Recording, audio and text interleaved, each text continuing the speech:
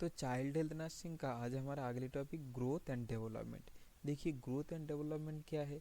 देखिए नर्सिंग का बहुत सारा कोर्स है, जैसे ANM, GNM, post BSc, BSc, MSc. तो ये सभी कोर्स में आपको एक कॉमन सब्जेक्ट मिलेगा, वो है चाइल्ड हेल्थ नर्सिंग और पीडियाट्रिक हेल्थ नर्सिंग।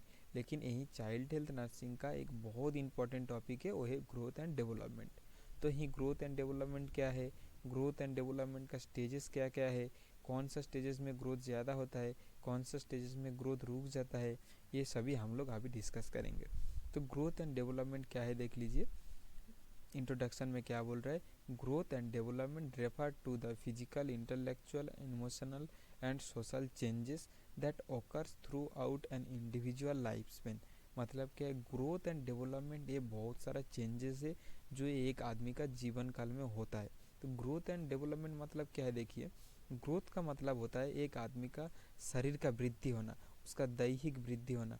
जैसे एक बच्चा का जब जन्म होता है, जन्म के टाइम पे उसका हाइट, उसका वेट सभी कम होता है। हाइट लगभग 30 to 50 सेंटीमीटर होता है।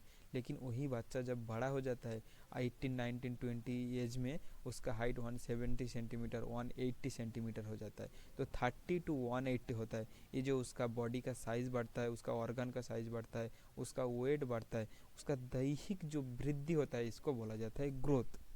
जो हम लोग आंखों में देख सकते, जिसको हम लोग माप सकते, वो बचपन में इसका इतना हाइट था, इतना फुट था, इतना 5 फीट था, 6 फीट था। उसका बड़ा हो जाने के बाद 5 फीट हुआ, 6 फीट हुआ। जिसको हम लोग माप सकते हैं कितना फुट है, कितना सेंटीमीटर है, माप सकता है, इसको बोला जाता है ग्रोथ। और डेवलपमेंट मतलब क्या है, डेवलपमेंट मतलब है इंटेलेक्चुअल, इमोशनल, सोशल चेंजेस। मतलब उसका ब्रेन का वृद्धि होना, उसका कल्चर का, उसका सोचने का, समझने का क्षमता वृद्धि होना, जिसको डेवलपमेंट बोला जाता है। जब एक बच्चा होता है, बचपन के टाइम में एक बच्चा का उतना समझने का क्षमता नहीं होता है। लेकिन वही बच्चा जब बड़ा हो जाता है, उसका कौन सा सिचुएशन में हंसना है, कौन सा सिचुएशन में रोना है, क्या उसका बिहेवियर करना है, वो कैसे प्रॉब्लम कैसे सॉल्व करना है, ये सभी सोचने का, समझने का क्षमता बढ़ता है, जिसको बोला जाता है डेवलपमेंट। तो यही होता है ग्रोथ एंड डेवलपमेंट।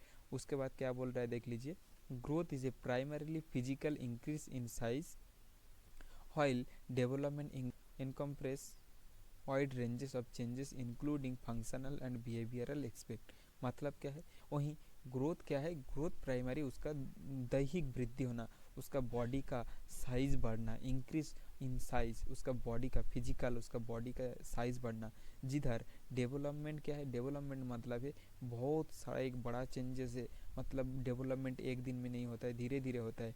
यही चेंजेस क्या होता है, functional changes, behavioural changes. Functional changes मतलब मान लीजिए एक बच्चा बचपन में जितना काम कर सकता था, जितना उसका सोचने समझने का क्षमता था, जितना मुश्किल प्रॉब्लम वो सॉल्व कर सकता था, लेकिन जब वो बच्चा बड़ा हो जाता है, उससे ज़्यादा मुश्किल प्रॉब्लम सॉल्व कर सकते हैं, ज़्यादा उसका सोचने समझने का क्षमता बढ़ता है, जिसको डेवलपमेंट बोला जाता है।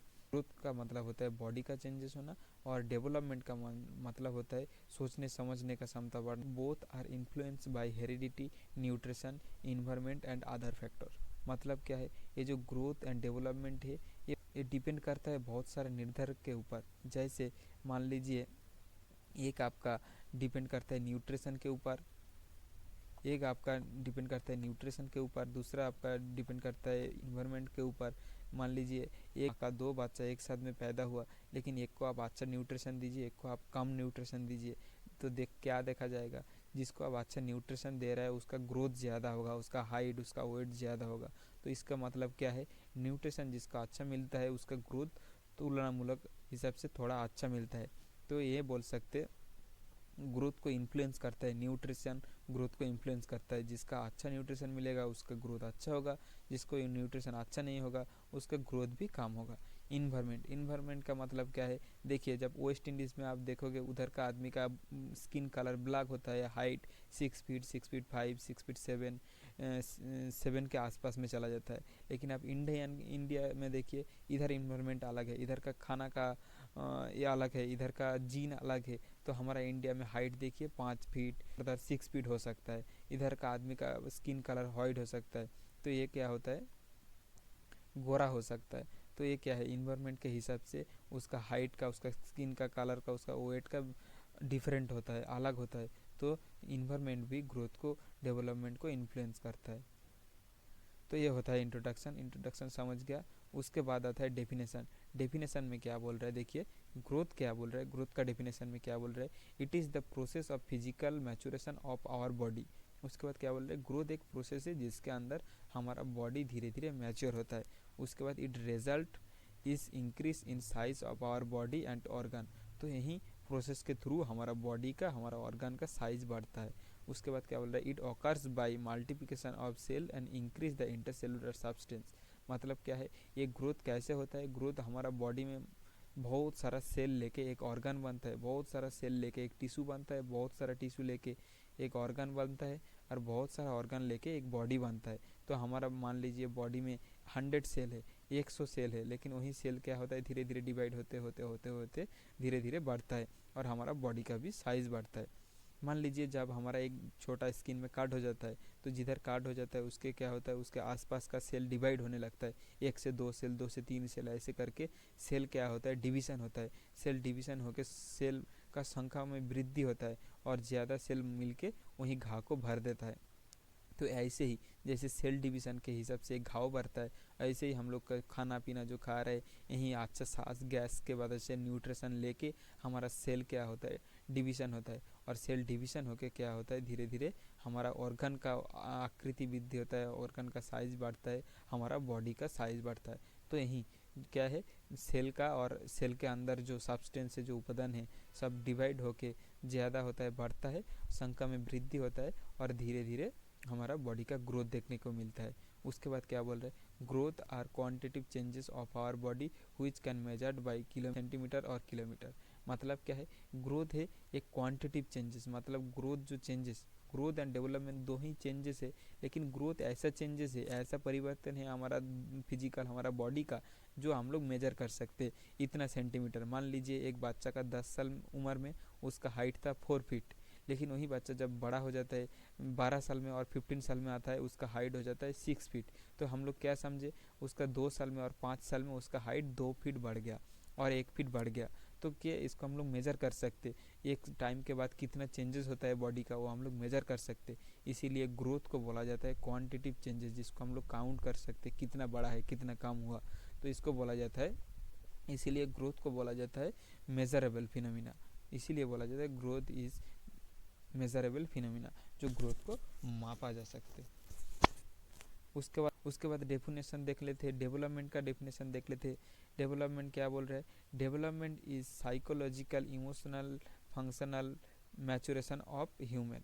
मतलब क्या है, डेवलपमेंट क्या है, हमारा ब्रेन का, हमारा सोचने समझने का, हमारा नर्वस सिस्टम का, हमारा नर्वस सिस्टम का मैच्योर होने का प्रोसेस को हम लोग डेवलपमेंट बोलता है। इसीलिए जब मान लीजिए एक बच्चा छोटा होता है, छोटा उम्र में उसका उतना सोचने समझने का क्षमता नहीं होता है, लेकिन वही बच्चा जब बड़ा हो जाता है तो उसका सोचने समझने का क्षमता बढ़ता है। तो क्या होता है, धीरे धीरे उसका ब्रेन का डेवलपमेंट होता है। हमारा सोचने का समझने का क्षमता किधर होता है, हमारा हाथ में, हमारा पैर में, हमारा बॉडी में, हमारा ऑर्गन में बढ़ता है, नहीं, सोचने समझने का क्षमता बढ़ता है दिमाग से। इसीलिए ये क्या है, हमारा न्यूरॉन, हमारा नर्व सिस्टम का इम्प्रूव होना, नर्व सिस्टम का, हमारा ब्रेन का मैच्योर होना, जिसको हम लोग डेवलपमेंट का कहते हैं। उसके बाद क्या बोल रहा है, it is related to multiplication of nervous system. तो वही बोला, धीरे धीरे हमारा ब्रेन में नर्वस सिस्टम, नर्व के संख्या बढ़ता है, नर्व का इम्प्रूवमेंट होता है, इसको हम लोग डेवलपमेंट बोलते हैं। It is progressive maturation of human skill and capacity to function. मतलब क्या है, डेवलपमेंट क्या है, एक दिन में नहीं होता है, तो डेवलपमेंट धीरे धीरे बहुत लंबी पीरियड में एक डेवलपमेंट होता है। और ये हमारा ह्यूमन स्किल, हमारा काम करने का क्षमता, कैपेसिटी, ये सबको इम्प्रूव करता है। और ये सभी एक दिन में नहीं होता है, धीरे धीरे होता है, टाइम लगता है। It is quantitative aspect of maturation and difficulty to measure. मतलब क्या है, ये जो डेवलपमेंट है, ये आप एक अंदाज कर सकते ये कितना एक आदमी का डेवलपमेंट हुआ। मान लीजिए एक बच्चा सोचने समझने का क्षमता उतना नहीं था, लेकिन वो बच्चा थोड़ा बड़ा हुआ, तो आप अंदाज कर सकते पहले से थोड़ा इम्प्रूव हुआ, पहले से थोड़ा अच्छा समझ रहा है, सोचने समझने का क्षमता बड़ा है, लेकिन आप नहीं माप सकते उसका। इसीलिए क्या है, हम लोग डेवलपमेंट को नहीं माप सकते, इसीलिए बोला गया जो development is a difficulty to measure. But stages of growth and development, growth and development का स्टेजेस क्या क्या है हम लोग अभी देखेंगे। क्या बोल रहे हैं, stages of growth and development can be started by as intrauterine life और प्री नेटल पीरियड और एक्स्ट्रा यूट्रियन लाइफ और पोस्ट नेटल पीरियड। मतलब क्या है, ग्रोथ एंड डेवलपमेंट हम लोग देखते हैं ये दो टाइप में होता है। ग्रोथ एंड डेवलपमेंट का दो स्टेजेस होता है। एक तो होता है इंट्रा यूट्रियन, मतलब जब एक बच्चा यूट्रस के अंदर रहता है, और prenatal period, prenatal, postnatal और इंटरनेटल, यही तीन वर्ड आपको याद रखना होगा। प्री मतलब सबसे पहले, पोस्ट मतलब बाद में, और इसके बीच को इंटरनेटल बोलता है। जैसे मान लीजिए एक आदमी का सर्जरी होगा, तो सर्जरी होने के पहले उसका जो ट्रीटमेंट, जो केयर दिया जाता है उसको बोला जाता है प्री केयर, और जब पेशेंट का सर्जरी हो जाता है उसको बोला जाता है पोस्ट केयर, उसको दिया जाता है पोस्ट केयर। मान लीजिए सर्जरी के जाने के पहले उसका वाइटल चेक करना, उसका बीपी सब ठीक है कि नहीं, वो टिटिनस इंजेक्शन लिया कि नहीं, और सर्जरी होने के पहले कुछ खाना खाया कि नहीं, ये सब चेक करना, ये सभी ट्रीटमेंट देना, ये सभी केयर करना, इसको बोला जाता है प्री केयर। और जब सर्जरी होता है उसका सर्जरी के टाइम पे अच्छा पोजीशन देना, सर्जरी के टाइम पे उसका सभी ट्रीटमेंट देना, केयर देना, इसको बोला जाता है इंट्रा। और जब भी वही आदमी सर्जरी के बाद जब उसको दर्द हो रहा है कि नहीं, दर्द का इंजेक्शन देना, जिधर सर्जरी हुआ उधर से खून आ रहा है कि नहीं, ड्रेसिंग करना, ये सब होता है पोस्ट केयर। तो प्री मतलब पहले, पोस्ट मतलब बाद में। तो इधर हम लोग इधर देख रहे हैं प्री नेटल पीरियड, मतलब बच्चा जन्म होने का, डिलीवरी होने का पहले, जब एक बच्चा माँ के पेट में रहता है उसको बोला जाता है इंट्रा यूट्रियन पीरियड, मतलब यूट्रियस के अंदर पीरियड, और प्री नेटल पीरियड, तो इसको बोला जाता है प्री नेटल पीरियड। और वही बच्चा जब बाहर आ जाता है, यूट्रस से बाहर आ जाता है, तो उसको बोला जाता है एक्स्ट्रा यूट्रियन। एक्स्ट्रा यूट्रियन मतलब है यूट्रस का बाहर। और पोस्ट नेटल पीरियड, तो इंट्रा यूट्रियन और प्री नेटल का मतलब है जब एक बच्चा माँ के पेट में रहता है उसका ग्रोथ एक टाइप का होता है, और जब वही बच्चा पेट से, माँ के पेट से बाहर आ जाता है, पोस्ट नेटल पीरियड में भी उसका ग्रोथ एंड डेवलपमेंट अलग होता है। तो यही दो टाइम में, दो पीरियड में ग्रोथ एंड डेवलपमेंट अलग से होता है। एक पीरियड में ग्रोथ ज़्यादा होता है, एक पीरियड में ग्रोथ कम होता है, तो वो हम लोग अभी देखेंगे। उसके बाद क्या बोल रहे हैं, two period have different growth and development have seen, दो पीरियड में अलग अलग ग्रोथ पैटर्न देखने को मिलता है। जैसे the stages of growth and development are, तो ग्रोथ एंड डेवलपमेंट का स्टेजेस हम लोग देखेंगे। तो क्या बोल रहे हैं, प्री नेटल मतलब जन्म होने के पहले जब एक बच्चा माँ के पेट में रहता है उसका ग्रोथ कैसे होता है। देखिए ओवम स्टेज, तो प्री नेटल मतलब जब पेट में रहता है उसका अंदर भी, जब एक बच्चा माँ के पेट में रहता है उसका भी ग्रोथ होता है। तो उस टाइम पे बहुत सारा स्टेजेस है। जब बच्चा माँ के पेट में रहता है तब कौन सा स्टेजेस है, एक है ovum stage, embryo stage, foetus stage. तो एम्ब्रॉय मतलब क्या है, जब एक कंसेप्शन होता है, मतलब 0 to 2 week after conception, this time period is called ovum stage. मतलब जब एक कंसेप्शन होता है, एक फीमेल का ओवम और मेल का स्पर्म, जब फर्टिलाइजेशन होता है, जब गैमेट बनता है, और गैमेट बनने के बाद से 2 वीक तक यही टाइम पीरियड को ओवम बोला जाता है। और इसमें भी क्या होता है, फीमेल का ओवम और मेल का स्पर्म दोनों सेल मिल के धीरे धीरे उसका सेल डिवीजन होता है, और धीरे धीरे उसका भी ग्रोथ होता है, उसका भी साइज बढ़ता है। तो इसको बोला जाता है ओवम स्टेज। तो ओवम स्टेज से growth and development, growth start हो जाता है। उसके बाद क्या बोलता है, एम्ब्रॉय स्टेज। एम्ब्रॉय स्टेज मतलब क्या है, 2 to 8 week time period of pregnancy stage is called एम्ब्रॉय।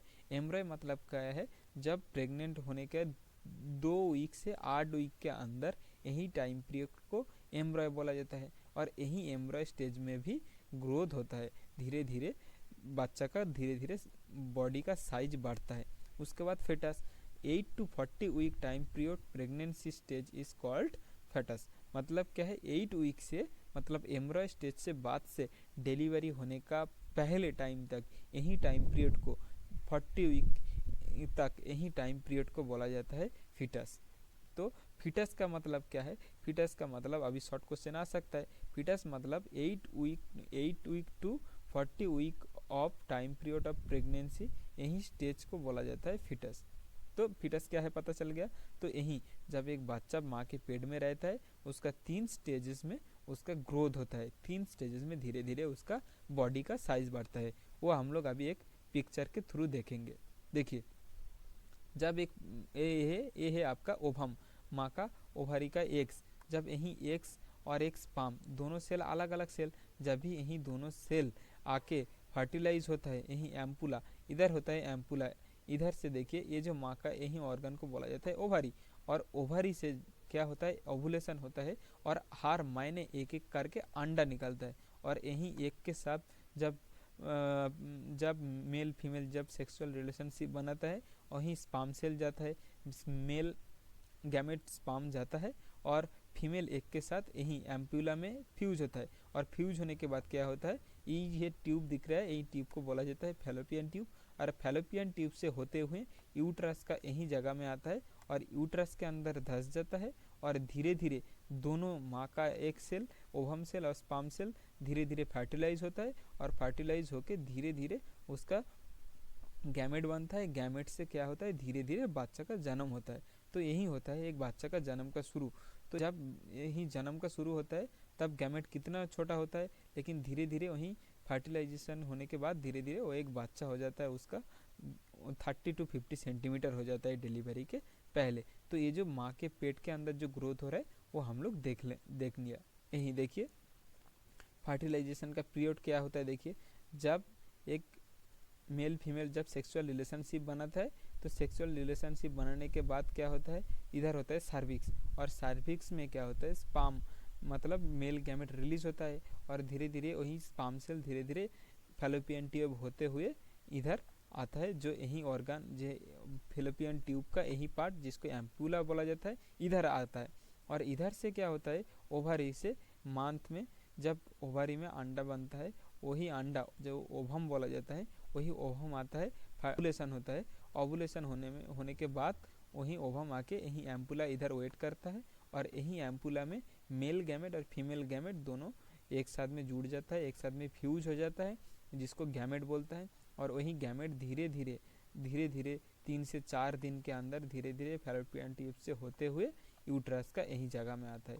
और 5 दिन के अंदर कॉन्ट्रासेप्शन के 5 दिन के बाद यही यूट्रस का यही जगह में आके इधर धंस जाता है और धीरे धीरे एक बच्चा का जन्म होता है।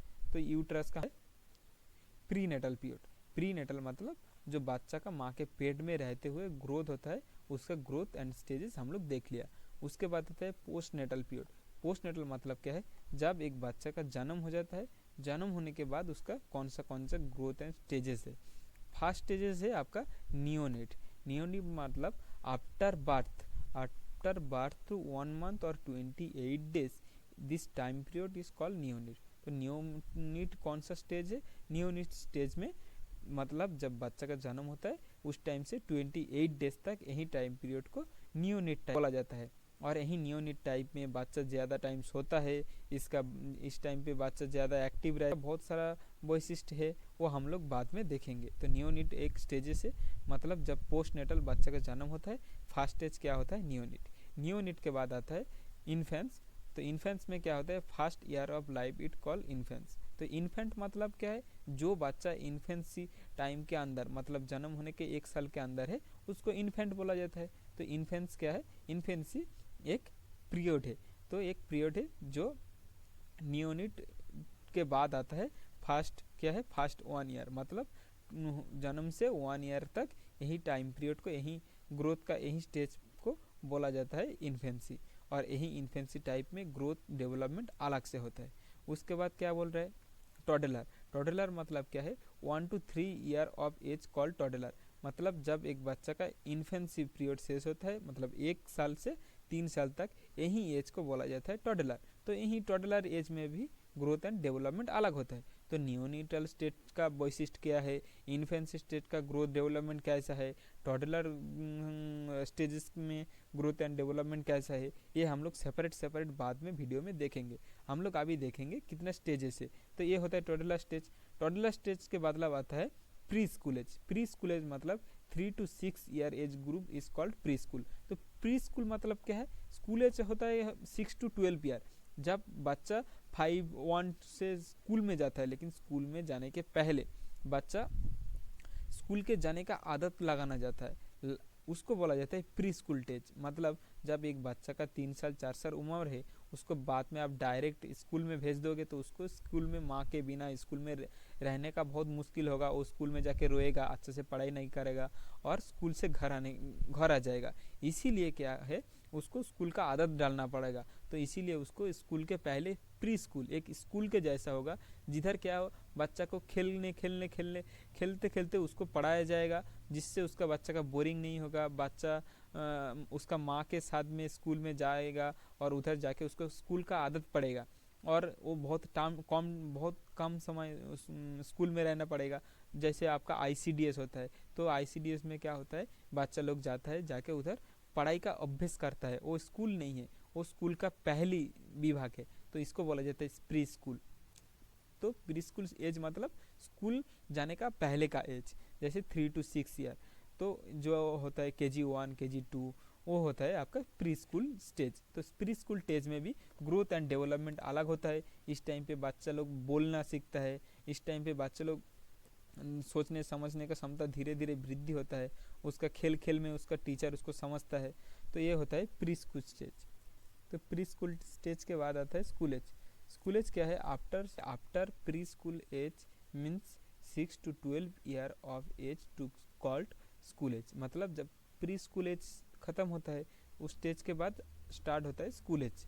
स्कूल एज मतलब 6 to 12 ईयर एज, मतलब जब फर्स्ट क्लास में पढ़ता है, फर्स्ट क्लास में उसका स्कूल एज स्टार्ट होता है, उस टाइम पे वो स्कूल जाना स्टार्ट करता है। तो इसीलिए यही स्टेज को स्कूल एज बोला जाता है। और इस टाइम पे बच्चा धीरे धीरे बहुत सारा एक्टिविटी करता है, डांस, आपका ड्राइंग, आपका सिंगिंग, उसका खेलना, बहुत सारा एक्टिविटी एक साथ में करता है। तो यही एज में, यही स्टेज में बहुत सारा ग्रोथ डेवलपमेंट बच्चा का देखने को मिलता है। तो यही स्टेज में क्या क्या ग्रोथ डेवलपमेंट होता है वो हम लोग दूसरा वीडियो में देखेंगे। तो स्कूल एज क्या है, एक स्टेजेस है। उसके बाद क्या आता है एडोलेसेंट, मतलब एडल्ट। एडल्ट क्या है, जो एडल्ट पीरियड के अंदर जो रहता है उसको एडल्ट बोला जाता है। मतलब एडल्ट का भी और 3 स्टेजेस है एडल्ट के अंदर। एक है अर्ली एडल्टसेंट, दूसरा होता है मिडिल एडल्टसेंट और तीसरा होता है लेटर एडल्टसेंट। तो उसके बाद आता है एडल्टसेंट। एडल्टसेंट के अंदर क्या बोल रहा है, देखिए 12 year to 20 year of age is called adolescent. Adolescent period has 3 stages. For male and female, this age is different. The stages of adolescent are early adolescent, middle adolescent and let adolescent. तो adolescent क्या है, adolescent एक growth and development का एक stages है। यही stages कब start होता है, 12 to 20 एज के अंदर यही स्टेज को एडोलेसेंट स्टेज बोला जाता है। और यही एडोलेसेंट स्टेज के अंदर जिसका उम्र होता है, एक लड़का लड़की का उम्र 12 to 20 के अंदर होता है, तो उसको एडल्ट बोला जाता है। तो जिसका उम्र एडोलेसेंट स्टेज के अंदर होता है उसको एडल्ट बोला जाता है। और यही एडल्ट स्टेज का 3 स्टेजेस है। एडल्ट स्टेज का अंदर 3 स्टेजेस है, जैसे अर्ली एडोलेसेंट, मिडिल एडोलेसेंट और लेट एडोलेसेंट। और यही early adolescent, late adolescent, middle adolescent, ये लड़का लड़की के लिए डिफरेंट होता है। लड़की के लिए पहले एडल्ट स्टेज स्टार्ट होता है और लड़का के लिए बाद में स्टार्ट होता है। तो लड़की के लिए क्या होता है, 10 ईयर एज में उसका एडोलेसेंट स्टेज स्टार्ट हो जाता है, और लड़का के लिए 12 to 14 के अंदर उसका एडोलेसेंट स्टेज स्टार्ट होता है। तो एडोलेसेंट स्टेज के अंदर बहुत सारा वैशिष्ट्य है, बहुत सारा इंपॉर्टेंट कैरेक्टरिस्टिक है। एक तो है एडोलेसेंट स्टेज के अंदर लड़का लड़की का ग्रोथ डेवलपमेंट ज़्यादा दिखने को मिलता है। इस टाइम पे प्यूबर्टी स्टार्ट होता है। तो प्यूबर्टी क्या है, देखिए लड़का के लिए उसका चेहरे में दाढ़ी निकलता है, मूछ निकलता है, उसका वॉइस चेंज होता है। तो ये होता है लड़का के लिए, ये सभी एडोलेसेंट के अंदर वैशिष्ट्य दिखने को मिलता है। और लड़की के लिए प्यूबर्टी स्टार्ट होता है और रिप्रोडक्टिव ऑर्गन को डेवलपमेंट दिखने को मिलता है, उसके वजह से उसका मेंस्ट्रुअल साइकिल स्टार्ट होता है। तो ये होता है प्यूबर्टी। तो प्यूबर्टी कौन सा स्टेज में दिखने को मिलता है, एडल्ट स्टेज में दिखने को मिलता है। तो देखिए अर्ली एडोलेसेंट स्टेज में क्या होता है, जब 12 to 14 age of boys for boys and 10 to 12 year age for girls is called early adolescent. तो अर्ली एडोलेसेंट मतलब 12 to 14 एज बॉयज़ के लिए और 10 to 12 एज गर्ल्स के लिए अर्ली एडोलेसेंट स्टेज होता है। उसके बाद मिडिल एडोलेसेंट मतलब 14 to 16 for boys and 12 to 14 for age for girls is called middle adolescent. देखिए सबसे ज़्यादा लड़की लोगों का 12 ईयर में ही उसका मिडिल एडोलेसेंट स्टार्ट हो जाता है, और अर्ली एडोलेसेंट 10 ईयर एज में स्टार्ट हो जाता है। तो लड़की लोगों के लिए सबसे पहले स्टार्ट होता है, उसके बाद लड़का लोगों का स्टार्ट होता है। उसके बाद लेट एडोलेसेंट। लेट एडोलेसेंट के अंदर क्या बोल रहा है, 16 to 20 for boys and 40 to 18 age for girls is known as late adolescent. तो जब 18 उम्र हो जाता है तब एक गर्ल्स का एडल्ट हो जाता है, उसका एडोलेसेंट स्टेज खत्म हो जाता है। 20 साल होता है तो 20 साल उम्र में एक लड़का के लिए growth and development early adolescent stage खत्म होता है।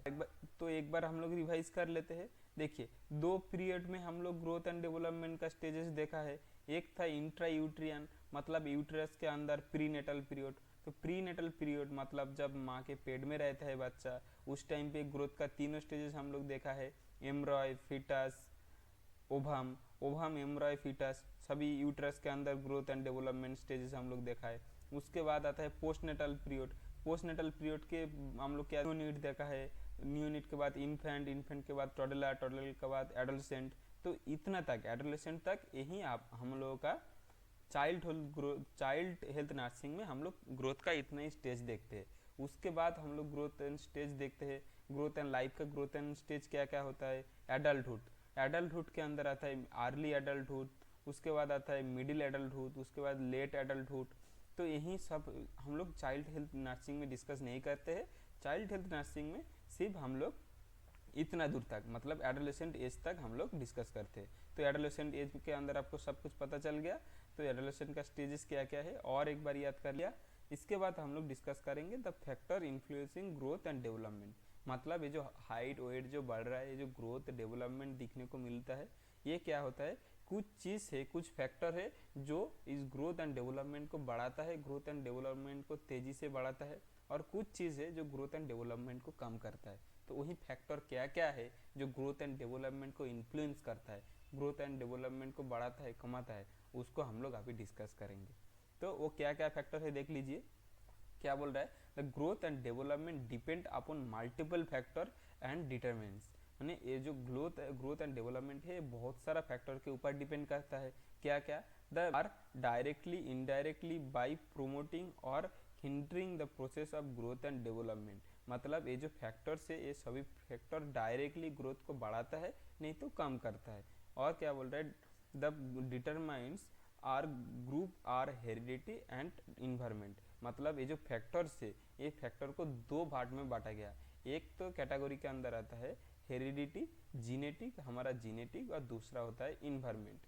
तो हेरिडिटी फैक्टर के अंदर क्या क्या आता है, genetic predisposition, sex, race, nationality, maternal disorder. तो ये सभी फैक्टर हमारा जीनेटिक फैक्टर के अंदर आता है, हेरिडिटी के अंदर आता है। उसके बाद इन्वायरमेंट फैक्टर मतलब क्या है, इन्वायरमेंट फैक्टर के अंदर आता है maternal mall nutrition, nutrition, child illness, play and exercise, socio economical status. तो ये सभी फैक्टर आता है इन्वायरमेंट के अंदर।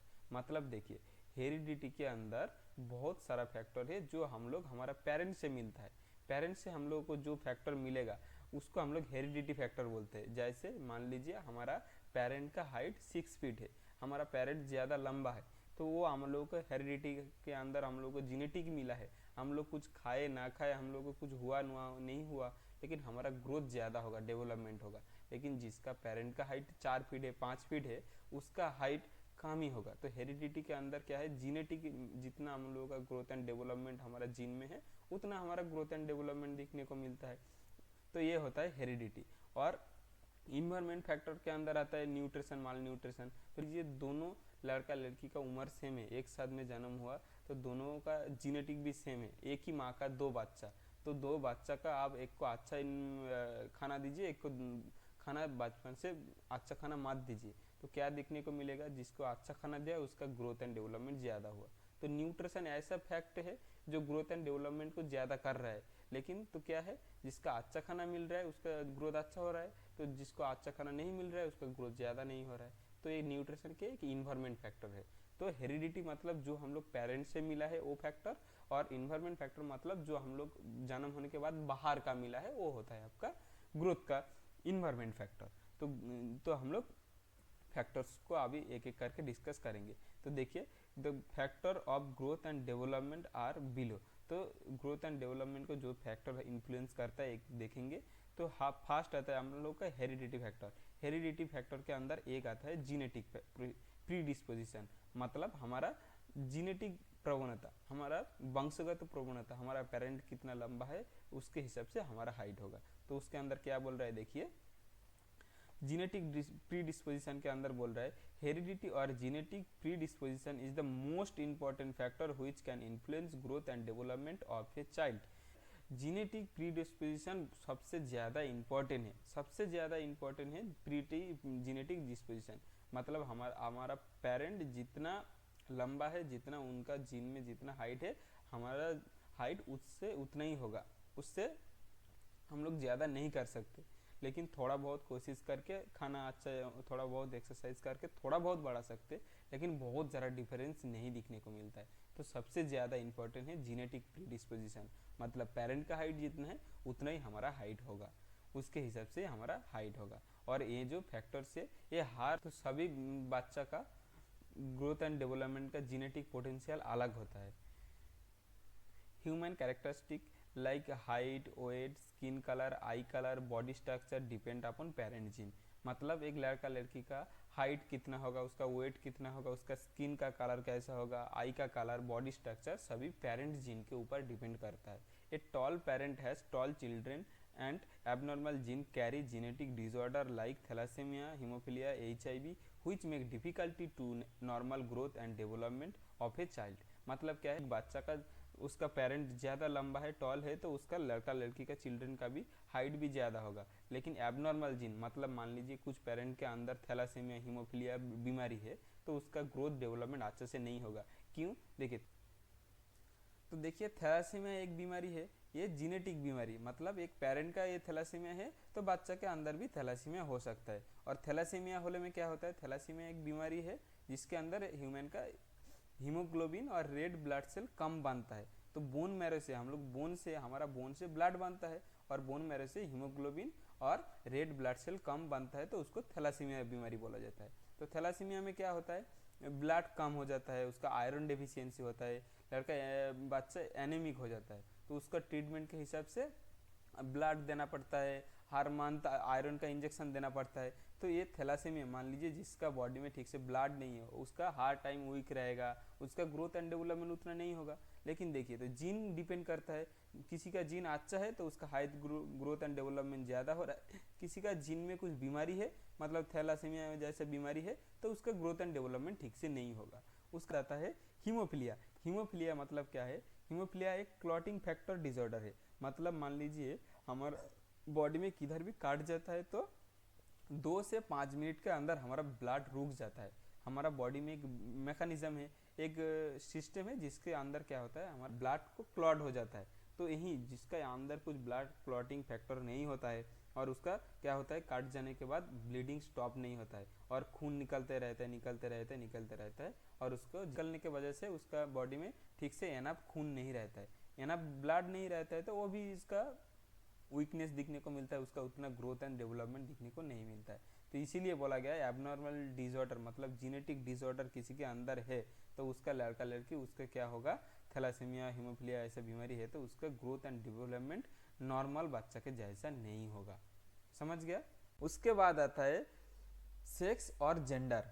तो क्या बोल रहे हैं, sex of children influence their growth pattern, मतलब जेंडर निर्धारित करता है एक बच्चा का ग्रोथ कैसा होगा। वो बच्चा लड़का है तो उसका ग्रोथ लड़की के हिसाब से थोड़ा ज़्यादा होगा, और वही बच्ची लड़की है तो उसका ग्रोथ लड़का के हिसाब से थोड़ा कम होगा।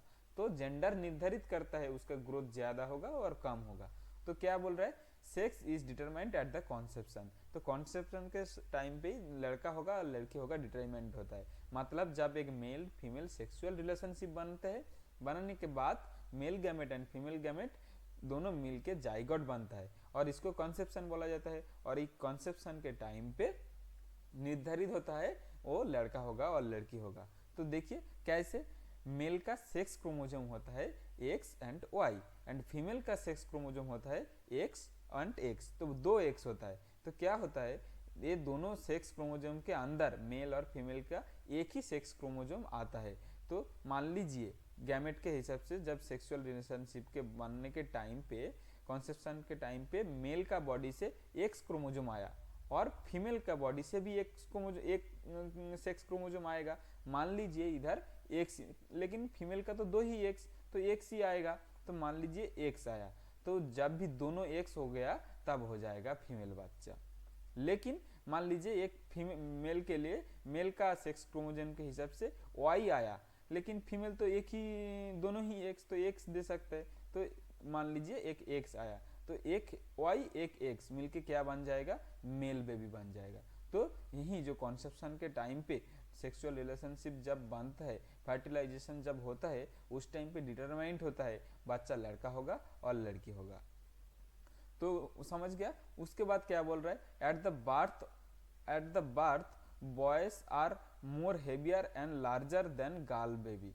तो जब जन्म होता है, जन्म के टाइम पे लड़का का हाइट वेट थोड़ा लड़की से ज्यादा होता है। तो इससे पता चलता है जो जेंडर निर्धारित करता है ग्रोथ एंड डेवलपमेंट कैसा होगा, लड़का होगा तो उसका ग्रोथ ज्यादा होगा, लड़की होगा तो हिसाब से तुलनामूलक हिसाब से लड़की का हाइट वेट थोड़ा कम होगा, ग्रोथ थोड़ा कम होगा। तो क्या जेंडर डिटरमाइन करता है ग्रोथ पैटर्न कैसे। Baby mature early and bone development is advance in girls but boys are maintain their superiority at the 11 year of age and boys height and weight are more than girl at the end of maturity।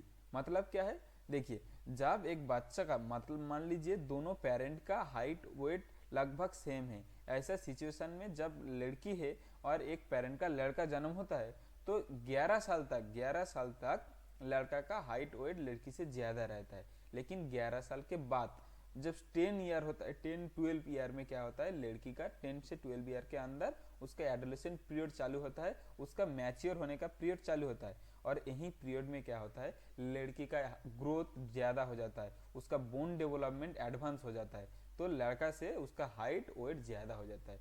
लेकिन जब mature का and period आता है, मतलब जब 20 साल के आता है, 20 साल और 22 साल के आता है, उस टाइम पे बॉयज का हाइट वेट लड़की से ज्यादा हो जाता है। तो देखिए, और एक जेंडर डिटरमाइन करता है एक बच्चा का हाइट ग्रोथ कैसा होगा। वो लड़का है तो उसका हाइट ज्यादा होगा, एक लड़की है तो उसका हाइट लड़का के हिसाब से थोड़ा कम होगा। समझ गया। उसके बाद आता है रैस और नेशनल। उसके बाद क्या बोल रहा है, race and nationality. Growth pattern of different race and nationality is different. High status of American and Indian height and weight is different. मतलब क्या है, देखिए रैस एंड नेशनलिटी के हिसाब से ग्रोथ पैटर्न अलग होता है। रैस एंड नेशनलिटी मतलब आप किधर रहते हो उसको नेशनलिटी बोलते हैं। कोई इंडिया में रहता है, कोई अमेरिका में रहता है, कोई बहुत सारा कंट्री में रहता है। और रैस का मतलब उसका जाति, वो कैसा है, ब्राह्मण है, उसका जाति क्या है, तो उसके हिसाब से ग्रोथ पैटर्न अलग होता है।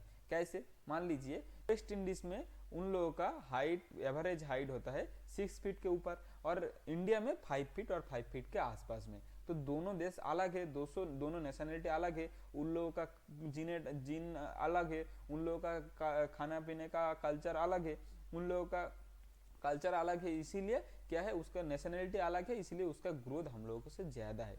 और क्या है, मान लीजिए एक अमेरिकन एक इंडियन, दोनों ही हाई स्टेटस, दोनों का खाना पीना कल्चर एक ही है, लेकिन वो अमेरिका रहता है, उसका इन्वायरमेंट अलग है, उसका जीन अलग है, तो उसका क्या होता है, हाइट वेट ज्यादा होता है, तो उसका ग्रोथ डिफरेंट है।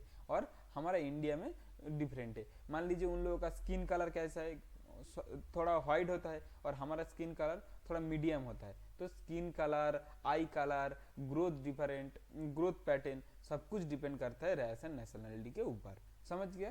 बोल रहे हैं maternal disorder, intrauterine infection like HIV, HBV, स्ट्रॉच are transmit to foetus via placenta and their infection effect on foetus growth. तो क्या है, जब बच्चा माँ के पेट में रहता है, इंट्रायूट्रियन मतलब मैं क्या बोला था, यूट्रस के अंदर का पीरियड, जब माँ के पेट में रहता है बच्चा, तब माँ का HIV, HBV, स्ट्रॉच जैसा बीमारी, ह्यूमन इम्यूनो डेफिशिएंसी वायरस, उसके बाद HBV है, हेपेटाइटिस बी वायरस, स्ट्रॉच मतलब 5 बीमारी को लेके एक बीमारी होता है, तो उसको स्ट्रॉच बोला जाता है। तो यही बीमारी जब माँ के बॉडी में रहता है, तो क्या होता है, जब माँ के बॉडी में ही बच्चा का ग्रोथ होता है तो प्लासेंटा के थ्रू माँ के बॉडी से बच्चा में वही बीमारी आ जाता है। और जब भी यही बीमारी हो जाता है तब क्या होता है, बच्चा का ग्रोथ एंड डेवलपमेंट उतना अच्छा नहीं होता है। तो इसीलिए माँ का कोई बीमारी है तो उसका ग्रोथ एंड डेवलपमेंट अलग होगा। तो माँ का बीमारी डिटरमाइन करता है एक बच्चा का हाइट ग्रोथ कैसा होगा। माल न्यूट्रिशन के अंदर क्या बोल रहा है, maternal malnutrition influence growth and development of child, dietary inefficiency और anaemia lead poor growth of a child. मतलब मान लीजिए जब बच्चा माँ के पेट में रहता है उस टाइम पे माँ का अच्छा से खाना नहीं खाया, माँ का बॉडी में एनीमिया मतलब हीमोग्लोबिन का ब्लड का मात्रा कम है, तो उस टाइम पे क्या होगा, जो बच्चा है उसका बॉडी में भी एनीमिक हो जाएगा, उसका बॉडी में भी ठीक से विटामिन प्रोटीन न्यूट्रिशन नहीं जाएगा और ठीक से ब्लड नहीं जाएगा, तो बच्चा का ग्रोथ कम हो जाएगा। उसके बाद लो बर्थ वेट और preterm baby have poor growth potential, those child in later life they having disturbance in growth. तो क्या है, जो बच्चा प्री टाइम बच्चा ठीक से माँ के पेट में डेवलपमेंट नहीं होता है, 40 वीक्स नहीं रहता है, 37 से पहले ही उसका डिलीवरी हो जाता है, तो उसको प्री टर्म बेबी बोला जाता है। तो प्री टर्म बेबी में क्या होता है, ठीक से बॉडी उसका मैच्योर नहीं होता है और प्री टाइम उसका जन्म होने की वजह से उसका बाद में जन्म होने के बाद में उसका ग्रोथ उतना नहीं दिखने को मिलता है, जितना होना चाहिए उससे ग्रोथ थोड़ा कम होता है। इसीलिए क्या होता है, जब मैटरनल माँ का पेट में कुछ इन्फेक्शन होगा, माँ का कोई खाना अच्छे से नहीं होगा, माँ का माल न्यूट्रिशन मतलब माँ का खाना पीना कम होगा, तो वही बच्चा जन्म होने के बाद उसका ग्रोथ पैटर्न डिफरेंट होगा, उसका ग्रोथ थोड़ा कम होगा। उसके बाद आता है न्यूट्रिशन। न्यूट्रिशन के अंदर क्या बोल रहा है, nutrition have great significant role in growth and development in child. तो न्यूट्रिशन का बहुत महत्व है ग्रोथ एंड डेवलपमेंट में।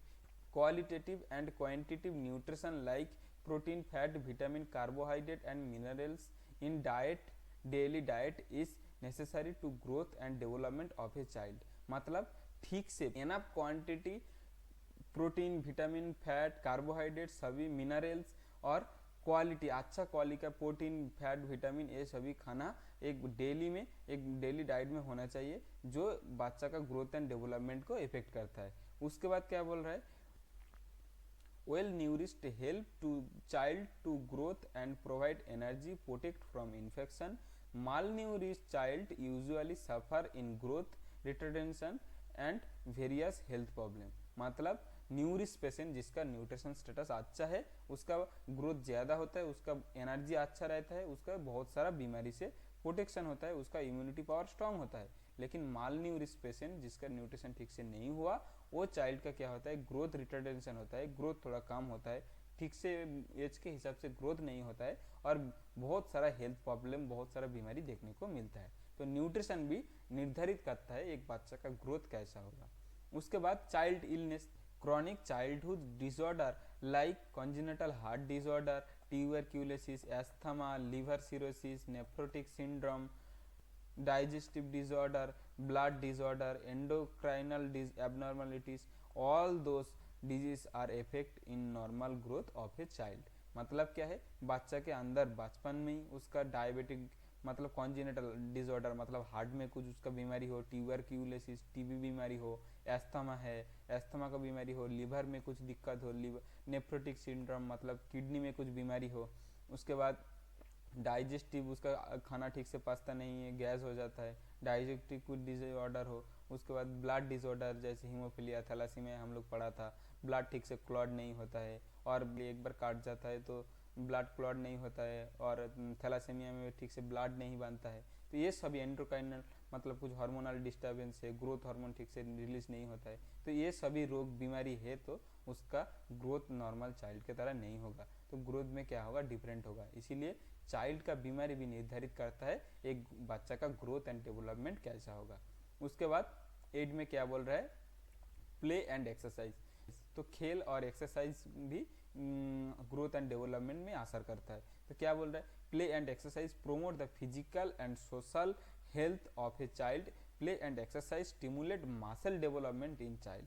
तो मान लीजिए जो बच्चा लोग थोड़ा जिम करता है, थोड़ा रनिंग करता है, पानी में तैरता है, तो क्या होता है उसका मसल डेवलपमेंट ज़्यादा होता है, उसका ग्रोथ और डेवलपमेंट ज़्यादा होता है। उसके बाद socio economic status, family may have less favourable environment to growth and development, because economically poor family not get enough nutrition food that lead to poor growth and development in child. मतलब socio economic status मतलब एक family का कितना पैसा है वो भी depend करता है, वो भी निर्धारित करता है वहीं फैमिली में बच्चा का ग्रोथ डेवलपमेंट कैसा होगा। मान लीजिए एक पोर फैमिली है तो गरीब परिवार में क्या होगा, उसका उतना अच्छे से न्यूट्रिशन नहीं होगा,